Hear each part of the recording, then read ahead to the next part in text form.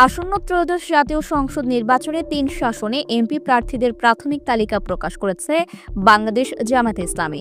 নির্বাচনকে সামনে রেখে সম্ভাব্য প্রস্তুতিও সেরে রেখেছে দলটি।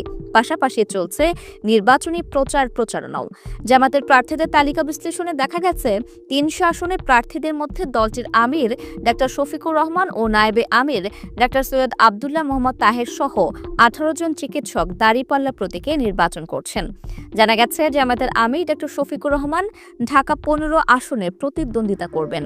দলটির নায়েবে আমির ডাক্তার সৈয়দ আবদুল্লাহ মোহাম্মদ তাহের কুমিল্লা ১১ আসনে নির্বাচন করবেন।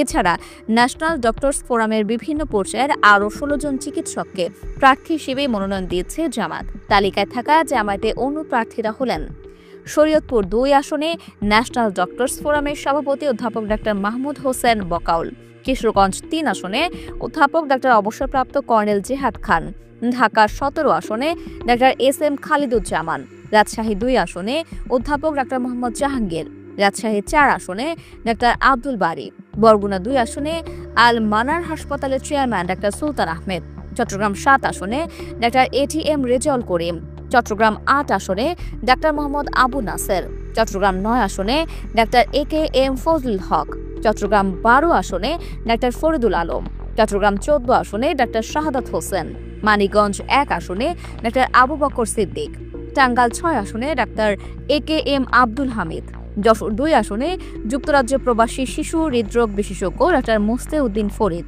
গাইবান্ধা ৫ আসনে ডাক্তার আব্দুর রহিম সরকার, চাঁদপুর ২ আসনে ডাক্তার মোহাম্মদ আব্দুল মবিন এবং ফেনী ৩ আসনে হোমিওপ্যাথিক চিকিৎসক ফখরুদ্দিন মানিক। চিকিৎসা ও সমাজসেবার পাশাপাশি রাজনীতিতে সক্রিয় এসব চিকিৎসক দলীয় আহ্বানে নির্বাচনে অংশ নিচ্ছেন।